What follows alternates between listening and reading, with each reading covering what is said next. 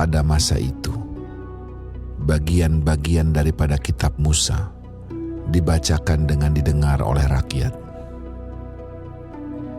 Didapati tertulis dalam kitab itu bahwa orang Amon dan orang Moab tidak boleh masuk jemaah Allah untuk selamanya. Karena mereka tidak menyongsong orang Israel dengan roti dan air, malah mengupah Bileam melawan orang Israel supaya dikutukinya. Tetapi Allah kami mengubah kutuk itu menjadi berkat. Ketika mereka mendengar pembacaan Taurat itu, mereka memisahkan semua peranakan dari orang Israel. Tetapi sebelum masa itu, Imam Eliasib yang diangkat untuk mengawasi bilik-bilik rumah Allah kami dan yang mempunyai hubungan erat dengan Tobia, menyediakan sebuah bilik besar bagi Tobia itu. Sebelumnya, orang membawa ke bilik itu korban sajian, kemenyan, perkakas-perkakas, dan persembahan persepuluhan daripada gandum, anggur, dan minyak yang menjadi hak orang-orang Lewi, para penyanyi, dan para penunggu pintu gerbang, dan persembahan khusus bagi para imam. Ketika peristiwa itu terjadi, aku tidak ada di Yerusalem. Karena pada tahun ke-32 pemerintahan Artahsasta, Raja Babel, aku pergi menghadap raja. Tetapi sesudah beberapa waktu, aku minta izin dari raja untuk pergi. Lalu aku tiba di Yerusalem dan melihat kejahatan yang dibuat Eliasib untuk keuntungan Tobia. Sebab bagi Tobia ini telah disediakannya sebuah bilik di pelataran rumah Allah. Aku menjadi sangat kesal. Lalu kulempar semua perabot rumah Tobia keluar bilik itu. Kemudian kusuruh tahirkan bilik itu. Sesudah itu kubawa kembali ke sana perkakas-perkakas rumah Allah, korban sajian, dan kemenyan. Juga kudapati bahwa sumbangan-sumbangan bagi orang-orang Lewi tidak pernah diberikan, sehingga orang-orang Lewi dan para penyanyi yang bertugas masing-masing lari ke ladangnya. Aku menyesali para penguasa. Kataku, mengapa rumah Allah dibiarkan begitu saja? Lalu kukumpulkan orang-orang Lewi itu dan kukembalikan pada tempatnya. Maka seluruh orang Yehuda membawa lagi persembahan persepuluhan daripada gandum, anggur, dan minyak ke perbendaharaan. Sebagai pengawas-pengawas perbendaharaan, kuangkat Imam Selemia dan Zadok, seorang ahli kitab, dan Pedaya, seorang Lewi. Sedang Hanan bin Zakur bin Matanya diperbantukan kepada mereka karena orang-orang itu dianggap setia. Mereka diserahi tugas untuk mengurus pembagian kepada saudara-saudara mereka.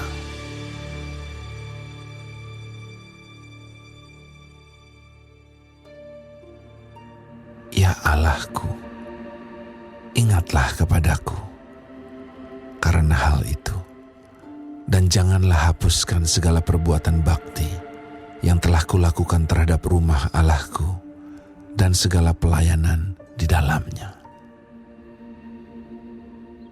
Pada masa itu, kulihat di Yehuda, orang-orang mengirik, memeras anggur pada hari Sabat.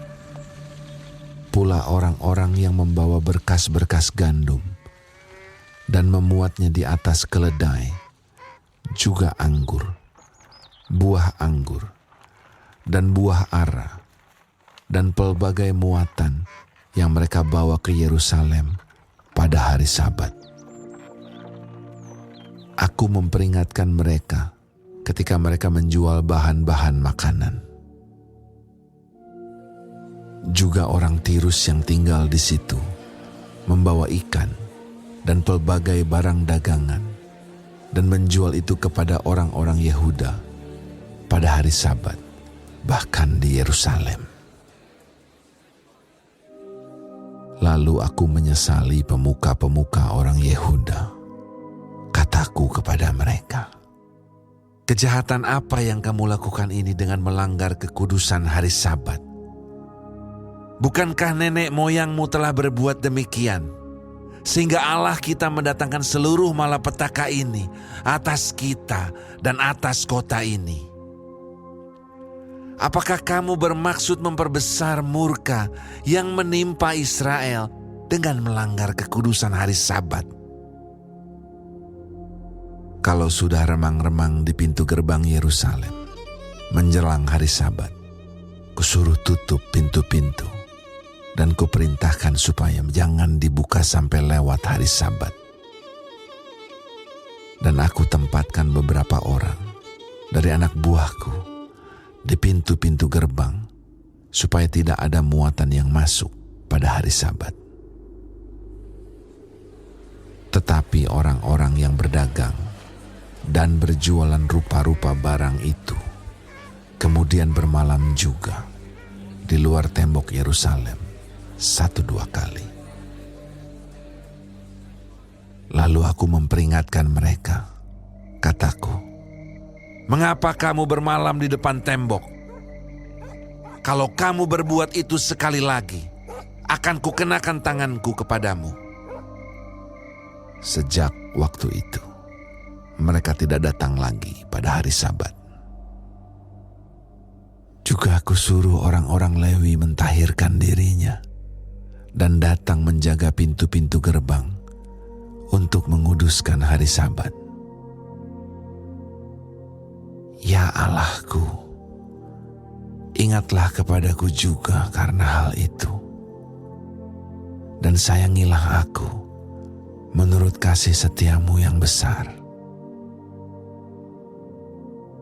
Pada masa itu juga, kulihat bahwa beberapa orang Yahudi memperistri perempuan-perempuan Asdod, perempuan-perempuan Amon, atau perempuan-perempuan Moab.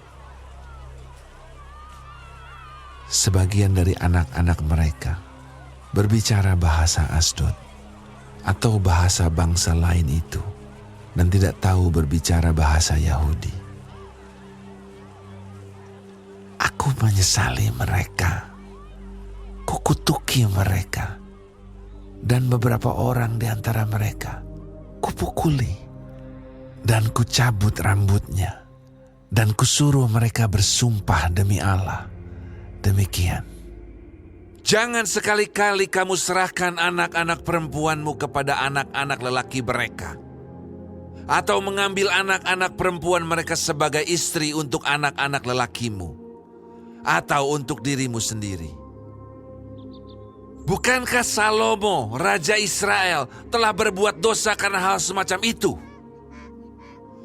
Walaupun di antara begitu banyak bangsa, tidak ada seorang raja seperti dia yang dikasihi Allahnya dan diangkat oleh Allah itu menjadi raja seluruh Israel. Namun, dia pun terbawa ke dalam dosa oleh perempuan-perempuan asing itu.